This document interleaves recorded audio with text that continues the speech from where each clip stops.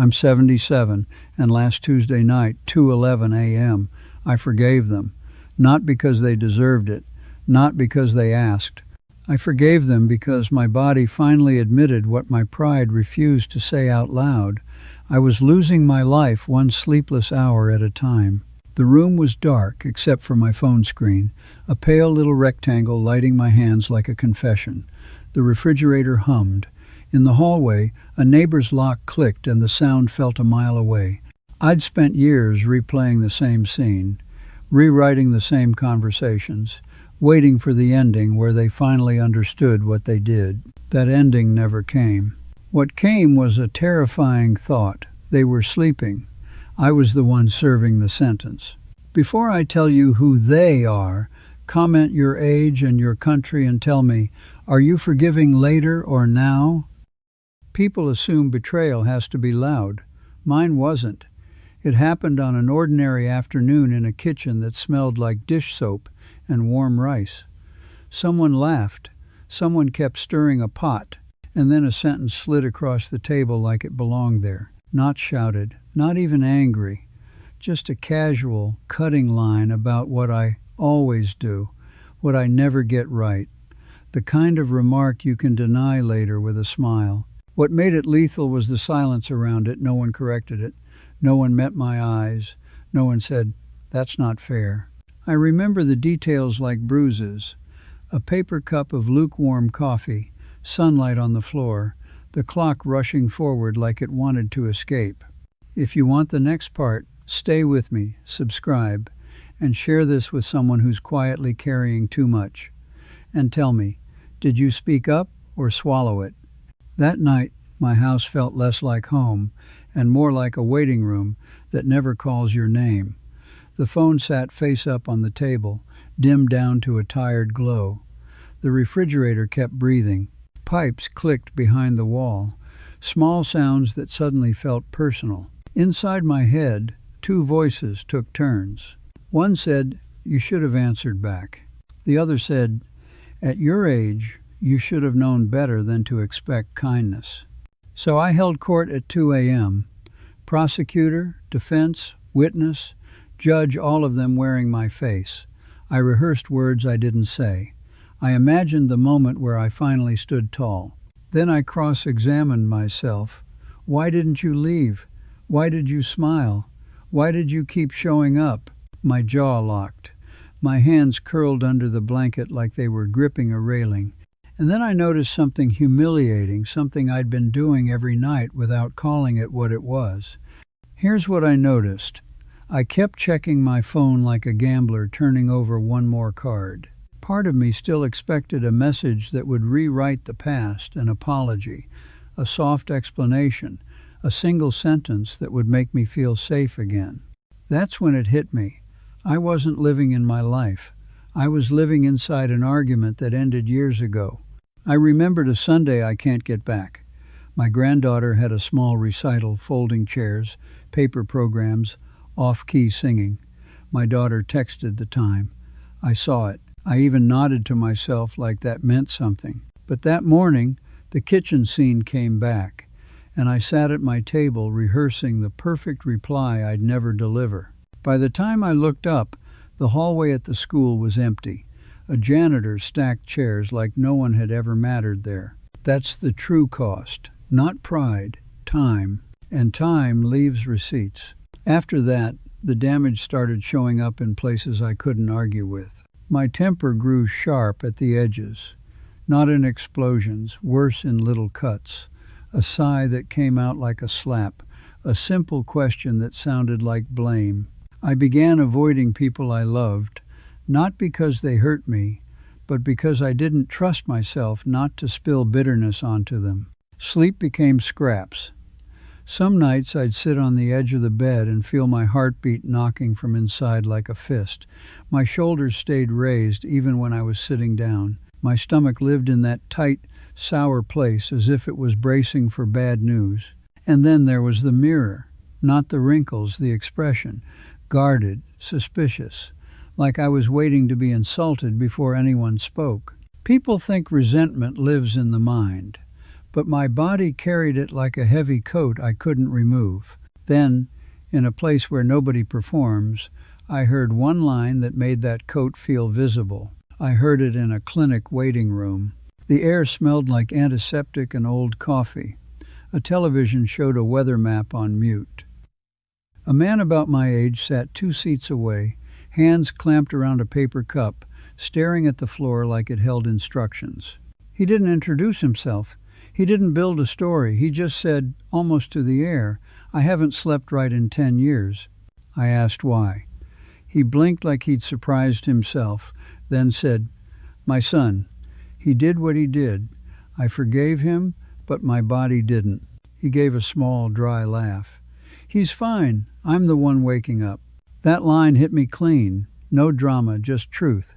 Different names, same thorn. And I realized this wasn't rare. We just hide it well behind "I'm okay," and "it's in the past."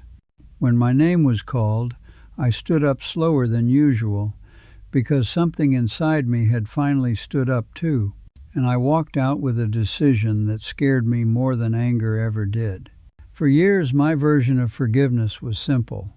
Swallow it, smile, keep showing up. Men from my generation were trained to keep the room calm, even if it costs you sleep. Call it maturity. Call it peace. But in the dark, it wasn't peace, it was pressure. I'd tell myself, they didn't mean it. Then I'd add, and even if they did, it's my job not to react. I made my silence into a trophy during the day, and it strangled me at night. Because swallowing doesn't erase anything. It relocates it. It moves into your shoulders, into your clenched teeth, into the way your heart races over harmless laughter. It turns you into someone who keeps scanning for danger, even at a family table. That's when I admitted the truth. I hadn't forgiven them. I had only buried the evidence. And buried things don't disappear. They ferment. So I stopped calling my silence forgiveness, and I rewrote the definition in a way my body could understand. Here's the reframing that saved me. Forgiveness is not a reset button. It's not pretending it didn't happen. It's not inviting the same knife back into your kitchen and hoping it behaves. Forgiveness is separating 2 things we confuse on purpose: what they did and what I will carry. For a long time, I held on to the weight because it felt like proof the moment mattered, proof I wasn't weak, proof I was right. But being right has a hidden cost. It keeps you tied to the person who hurt you, like a rope you can't see until you try to sleep. So I chose something that felt almost selfish. I can release the burden without restoring the access. I can forgive without reopening the door. I can soften my nervous system without declaring them innocent. I can say, "I'm done carrying this," and still set a boundary so clean it doesn't need an argument.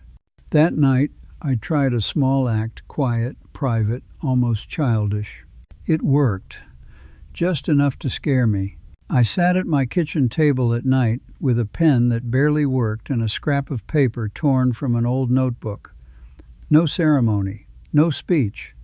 Just me and the truth I'd kept polishing into silence. I wrote one sentence first. "What you did cost me sleep." Then I wrote the rest in plain language, no poetry, no excuses. I felt embarrassed. I felt small. I felt alone in a room full of people. I didn't decorate it. I didn't make it noble.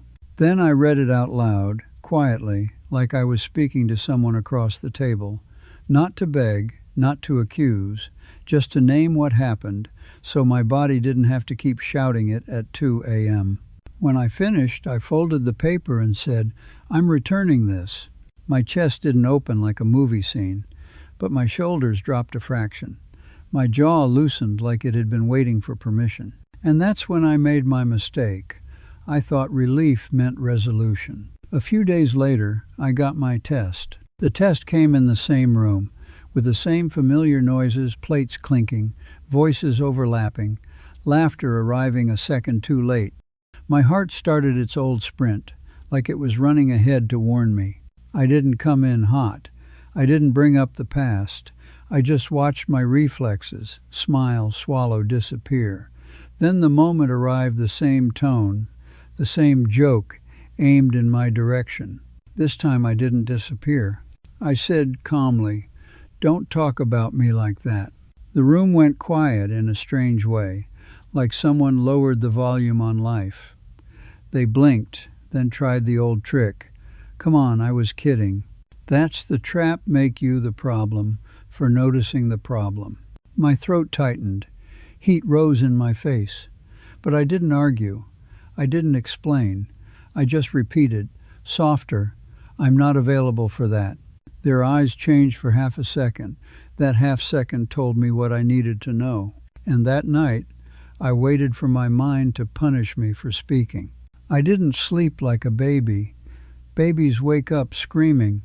But I did something I hadn't done in years. I stopped rehearsing. I lay in bed and waited for the courtroom to open, the inner prosecutor, the inner defense, the endless testimony. I waited for my mind to drag me back to the kitchen, back to the laugh, back to the sentence. It tried. The scene flickered on like an old film. My jaw began to tighten. My heart tapped faster, as if it expected impact. Then I noticed the difference. I didn't chase it.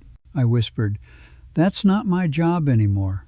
And I let the thought pass through like a car on a distant road, no grabbing it, no rewriting it, no bargaining for a better ending. My body argued at first. It always does. But minute by minute, it softened, not into happiness, into quiet. At some point, I realized I was safe in my own room, and then I was gone. I don't know when I fell asleep. That's the point. The morning after, I learned the last lesson, the one most people avoid because it sounds too simple to be true. Here's the last lesson, and it's not gentle. Forgiveness is not a gift you give them. It's the bill you stop paying. Some people will never understand what they did. Some will understand and still refuse to name it. If you wait for their clarity to set you free, you may wait longer than your body can afford. I'm 77. I don't have decades to waste on a private war that only I am fighting at night. So I'll leave you with 3 questions that don't let you hide. Who is the person your sleep keeps returning to? What is the moment you replay like it's going to change if you watch it enough times?